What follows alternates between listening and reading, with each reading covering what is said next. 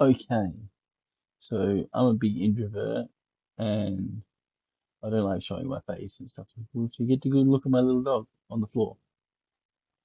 Okay, so I tried doing this like 3 times already, but I have a terrible problem finding a program that edits good. So, first of all, I'd like to say that my name that I chose for myself is Pali Zavapani. It's got that funny hat A thing on it. So, I really don't know how to pronounce it. Someone can help me, that'd be great. So, I'm trying to start my own religion, and I picked the name because, you know, people like to take up personas of themselves. I don't like people when people get delusional about it and want other people to call them pronouns and stuff like that. My pronoun, preferred pronoun, if everyone out ever asks me, is great sage, equal of heaven. Ha, call me that. It's my preferred pronoun. I am great sage, equal to heaven, Pali Savani. I'll skip out that first bit. So, first we'll talk a little bit about my early life and how I got to this point, and then I might talk about my dreams, and then stuff. I'm really bad at talking randomly about nothing, so I might prattle on a bit sometimes. First of all, early life. I was born and I was raised on a farm. My dad owned a pub, the Serpentine Tavern. It was very much a country local pub town. So that's the way I grew up. I lived on a pretty reasonably farm that lived next to it, like 5 or 6 acres. We had enough to have a little garden and shit, and I had a goat when I was a kid in the back. Um, we ended up killing it. We got stuck in the fence. So we jumped from pub to farms to pubs to farms as dad moved from pub to pub and stuff like that. So I had a weird early life that way, farm life, and then into the city with pubs and stuff like that after he sold the Serpentine. I don't think he bought any more pubs, but he managed a lot. There's some rich dude that he knew from way back when he was a bouncer at pubs and that, and he paid to train my dad and everything, and he's really good at it. Really good with the accountant side. He's a fucking thrilling genius and nuts with maths. If he had an inclination to know anything about physics and hard mathematics, I think he would have got his PhD. I would so wish that I could do maths the way he does. In his head, just nothing. I've seen him add up numbers and times numbers that are just like someone will spread out a bunch of numbers and you just times them all together and give you like 1,473. I'm like, wow, take me forever. I gotta use my fingers. Nah, nah, nah, nah. So I grew up in pubs and farms and stuff, and I loved the farm life, and I didn't like the pub life, but it was very interesting. So I like to study religion and philosophy and people, the way people think and why they do what they do. People do things, and a lot of times you ask them why they do. Oh, I don't know. Well, why did you do it? You obviously did it for a reason. Nobody's stupid and illogical in their head. It might be their own stupid logic that they're following, but they still think it's logic. I don't think anyone acts to what they think is not logical. Why would you do that? Um, it doesn't make sense. Why would you do it? Like religion. My first foray into religion, my first contact with religion was at a pretty heavy Christian school. Because when we moved to this pub in the middle of the city, there was a Christian school that was like right next door. My parents were pretty rich at the time and they could afford it and they thought it was a good deal, so they sent me to the school there. I was in I think I did year 4, 5 there. And when I went to Bakers Hill, which is the school I went to when we moved to the big farm I live in now, um, they said, "You're behind the grade. You haven't been taught enough." And I was like, wow. Apparently I had decent, I was all right, but like a decent, quick mind. But I just didn't pass the aptitude test that I was meant to pass for what grade I was supposed to go in. So they're like, I'm like 1.5 grades behind. So they put me in a grade behind. I didn't care. I thought, damn, Christians never tell me, never try and teach people enough so that they know what they're talking about. So we used to have scripture and we go to the church every Wednesday or Thursday in scripture. Every Friday, the priest used to come around and talk to everyone. And I asked him a question once. I said, if Mother Teresa was a Buddhist, would she have gone to hell? The answer is yes. Of course she would, because she's a belief. But even though she did all the good things in her life. So I thought that was weird. And I was already wondering why people did weird things, and I couldn't believe in but like Christian one monotone God. So I thought it was a very weird school. I had like a rat's tail and that. I shaved my hair and had a rat's tail for most of my childhood. And when I went to there, they made me shave off the rat's tail because it didn't conform. Didn't go with the man. So,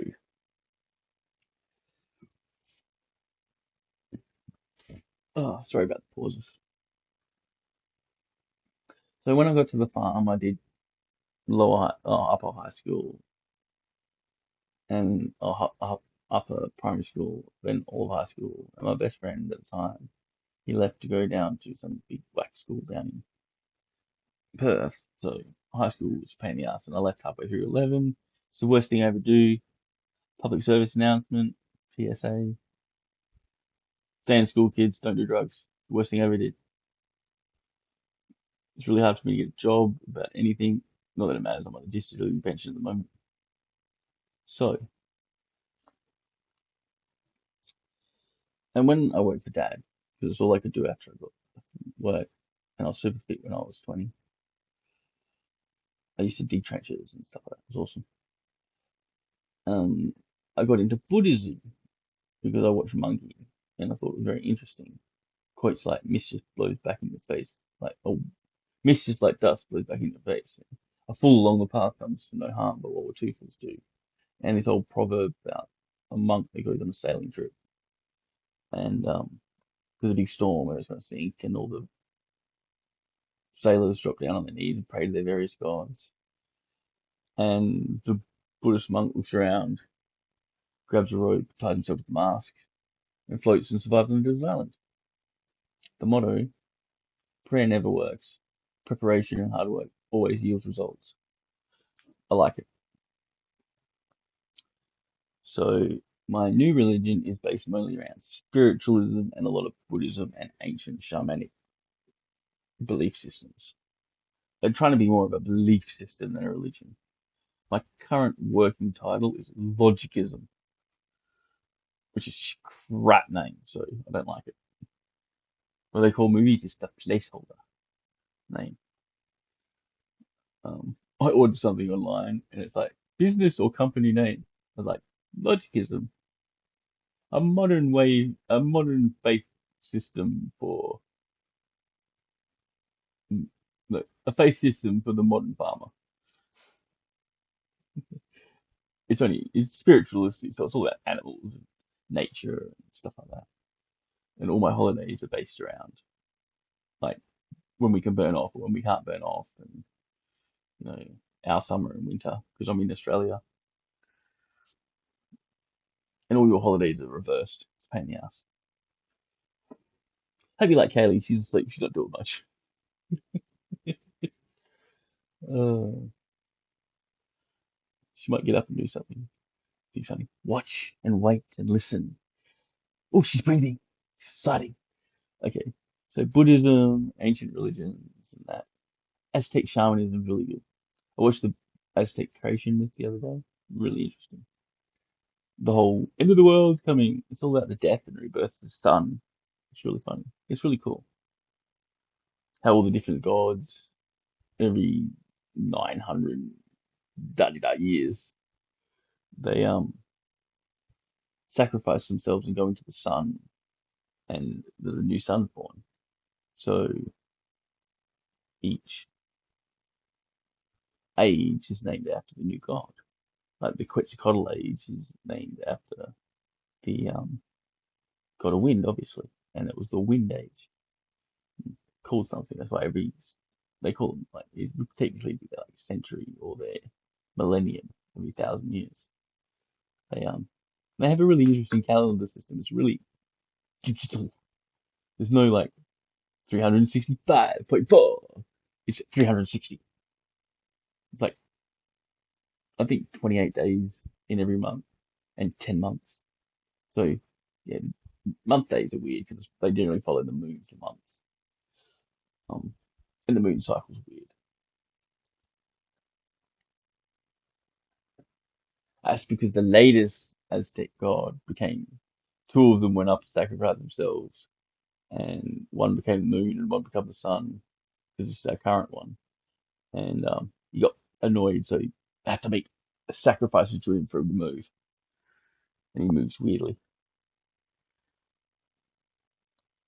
So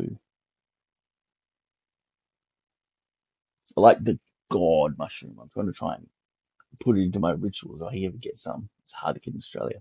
I like smoking the herbal remedy, the one the man don't like, that grows in the wild.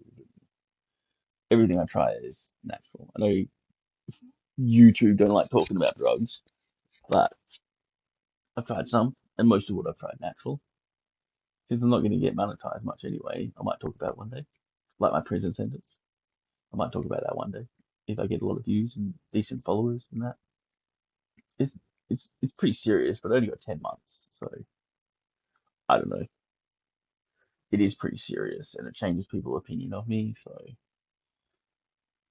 but now that it's come out, the cops arrested me, and like I was actually apologizing and like thanking the cops when they arrested me. And, yeah, it's the best thing that ever happened to me, getting arrested. It's funny.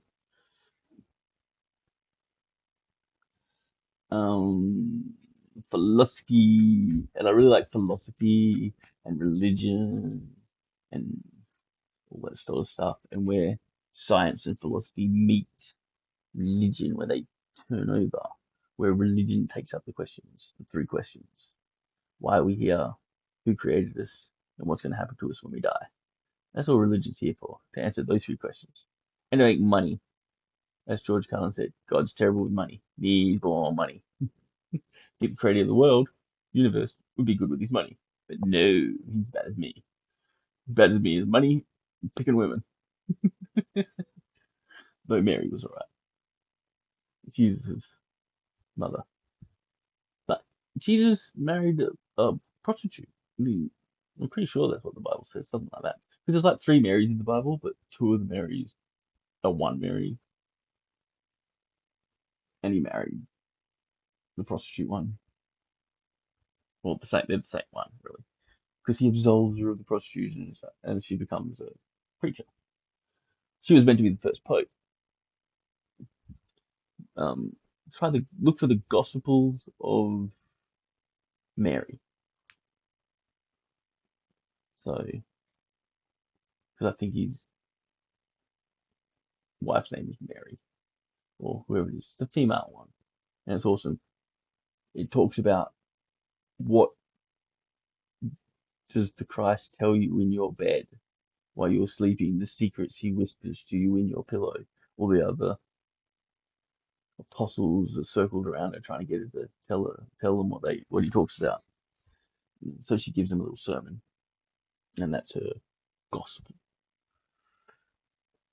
But it was cut out of the Bible, thrown away by the man, like the book of Thomas and the book of what's the one that betrayed him?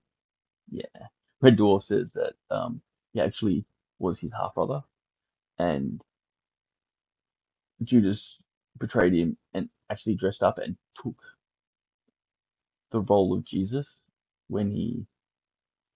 I know Dwarf's fictional, but it's an interesting story. And like his and Rimmer's family follow their 7 day event hoppus because the Bible had a mistranslation and it was faith, charity, and hop, which they did on holidays around the house. Meal times were terrible on holidays. 15 minutes. I had a problem speaking too long, so I'm trying to be at least 30 minutes. Because I know people don't like things that too long. What time is it? It's pretty late because I don't sleep much. Um, I need a dad so he might wake up, make lots of noise. So it's beeping. I think I might run out of time. So I'll talk about dreams. I kind of have futuristic dreams and speak to what I think is my spirit guide, which is a big centipede. I'll quickly tell a story because it's flashing and I think that I might run out of room or time. I've been recording and stuff a lot because I'm trying to edit it and stuff and I can't figure out. But I'm still prattling. Um,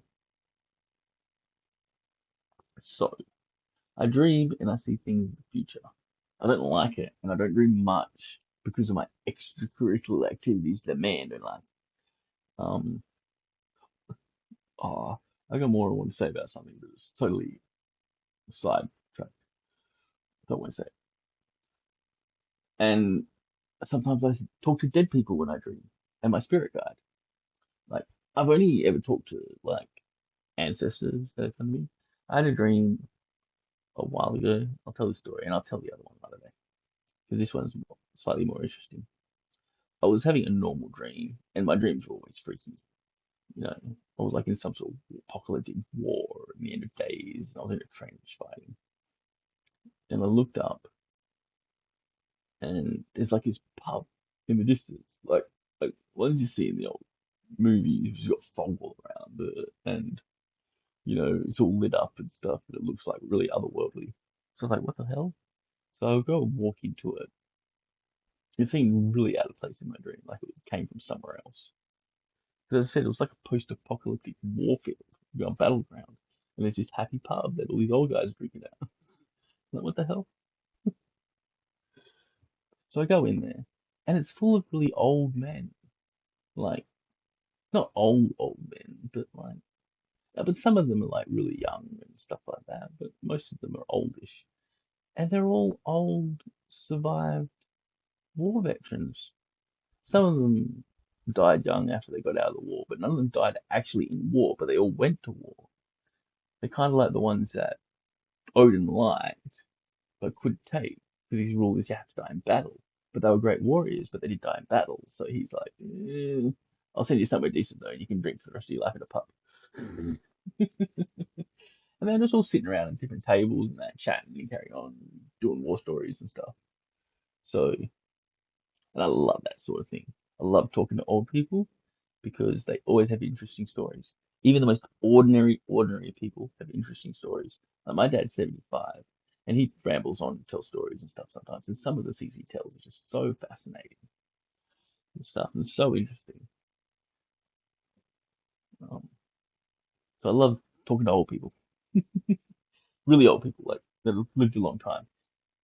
As I said, even the most ordinary people have fascinating stories. Even a common nurse back in like that was born in 1942 or 43 or something.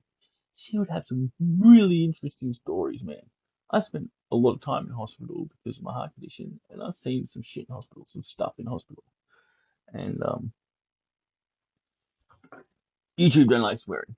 Also, I try not to do it much. As I said, I'll probably never get monetized. So anyway, my dreams. I went into this pub, and I was like looking around, and there was all these guys and that. And then like one got out of where he was sitting and went over to this empty table, which didn't seem to be there before, next to me.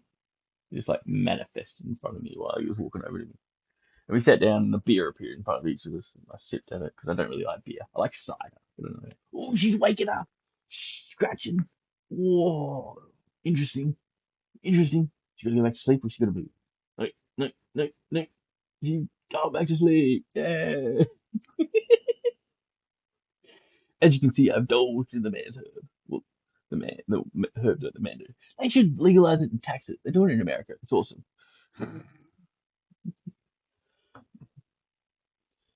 I played Democracy 3 or 2. I don't know, one of them. And that's the first thing I do when I take over Australia.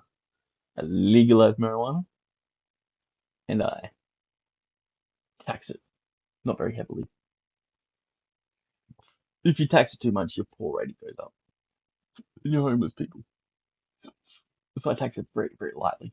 But hey, makes me money. And then I can lower the other taxes that people don't like income tax and company tax. Oh, I should go and lower the company tax. I'm trying to make a system where it's like really corporate, heavy corporate technology type government. So I'm really investing heavily in schools and education, like higher education, like PhDs and stuff. Uh, yeah, my dreams. So I go and I talk to this old guy, Matt, and I did not recognize him. I'm terrible with names, but I got a thing for faces, but I'd never seen him before in my life. So before that, I had a few dreams about grandfather that died. Um, so I started talking to him. He's like, "Who are you?" Because he didn't recognize me either. And I said, "I'm Alison's son." And he's like, "What? What?" And I gave the last name, all that, and like her maiden name and stuff like that. And he's like, "Oh, like I wasn't that. My name wasn't that, but I know that family. I'm connected to that family through bloodline." And I'm like, "Oh, okay." And mum's like really old England. Came over when she was 3 from Britain. So yeah, so I started chatting to him and stuff like that. It was interesting. And I asked mum about him when I woke up and that.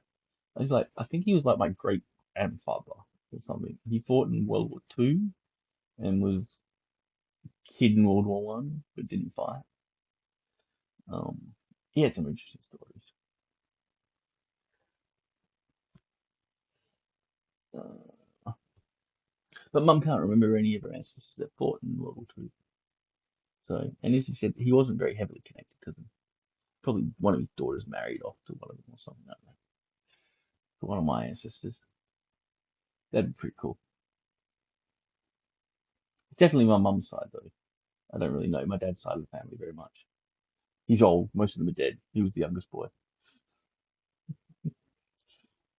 They're moving. They're flying over to Melbourne. It's like, oh, we'll meet some of the family, but they're nearly all dead.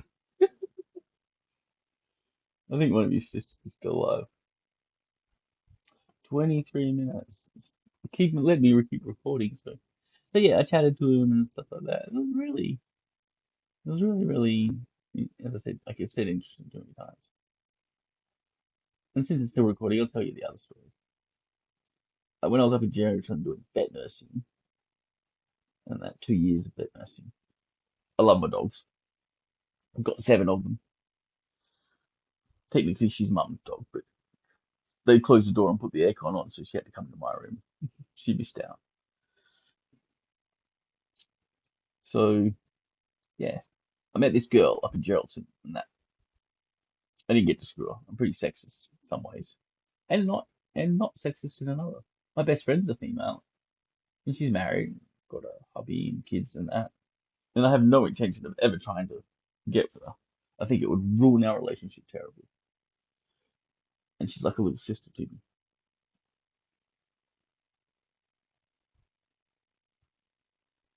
So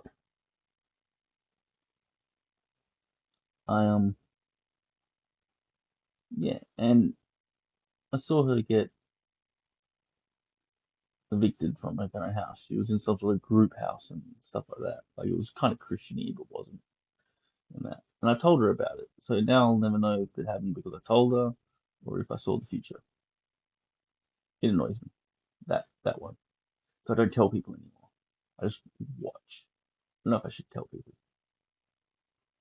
Sometimes, as I had a dream of myself too.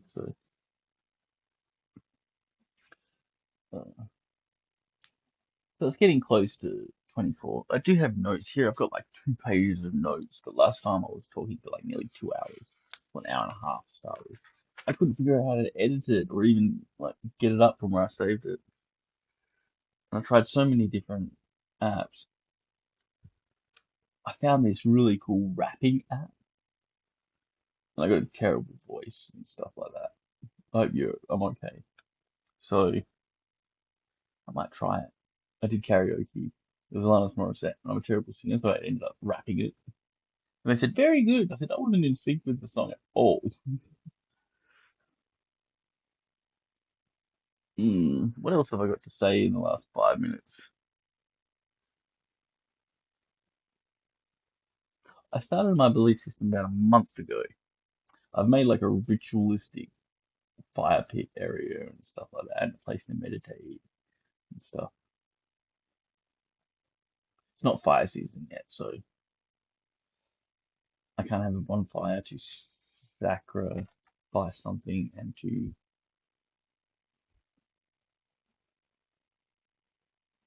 consecrate the ground as you do.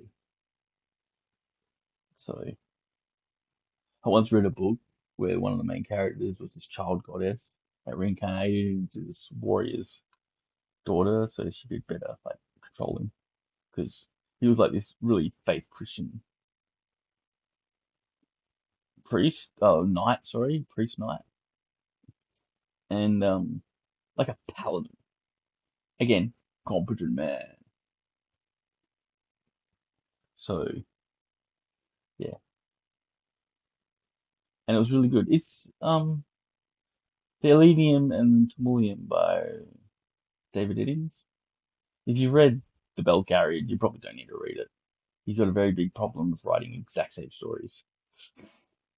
I mean, all the characters are different and that, but it's basically the same. I mean, the warrior, knight, paladin, priest thing is more like Belgarath and la da da da da. And I think it's because his wife helps him make up the characters.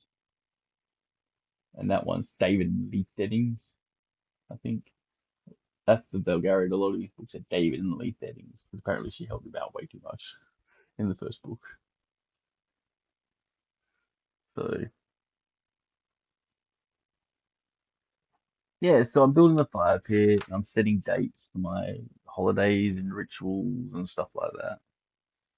Hmm. I live in Australia, so I'm making up all my holidays and stuff like that.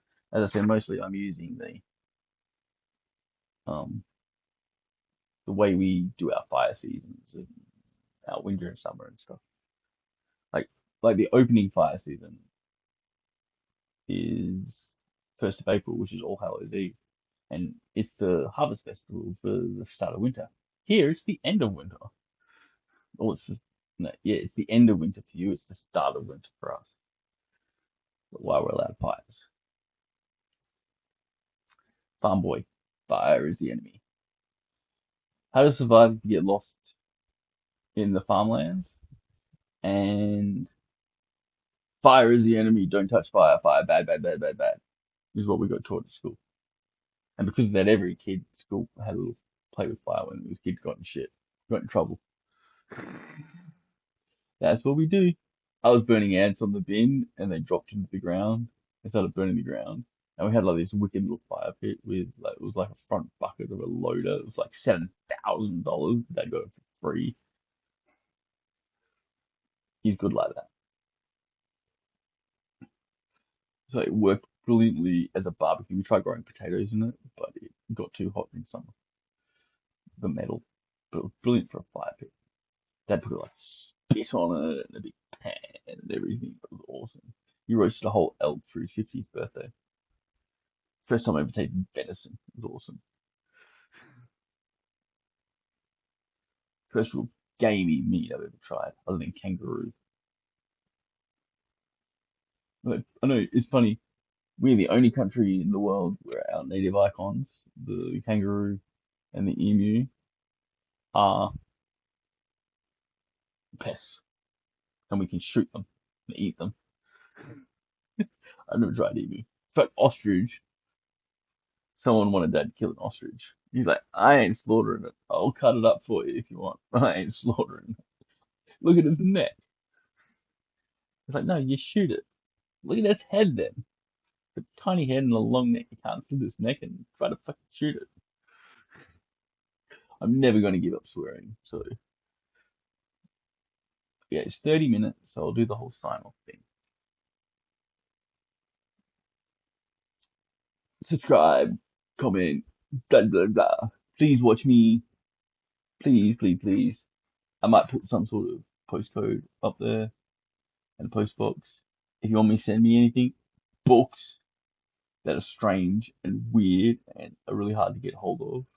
I love. I gave this book to my friend. It's I found it. It's an old Indian Vedic prayer book, I think, or philosophy book, or like wisdom book or something. And it's really ornate and in a little box and everything in that. And I found it in like this junk store and that, and it was oh, and the owner said if no one had grabbed it by the end of the day, she was going to grab it herself. So yeah, I gave it to my friend and that, and she got it up on a shelf with all her anime stuff. It looks awesome. It's really colorful and stuff. Mm. And yeah, I hope I get a few followers. It's my first time. It's my first attempt. I'm gonna try and edit it, but I've apparently been really bad at that. I will get better. I'm good at getting better at things if I constantly work at it. Like video games that I never was good at, shooting games and stuff like that. I'm not so good at it. But if I sit there and play it for a few hours, and then I start getting half decent at it. I love strategy long-term games that take forever to play. I love playing them online, but they're hard to play out in the country. Just got Muskie Starlink. It's bloody brilliant for Australians. We used to have dropouts and stuff all the time. Never do now. Sometimes when you turn your stuff off and turn it back on again, it's a pain in the ass to connect to. But once you connect, it's really good. And the damn thing doesn't have one of those reset buttons that you do to your modem all the time. Ooh, it's playing up, hit reset. All right. Bye, everyone.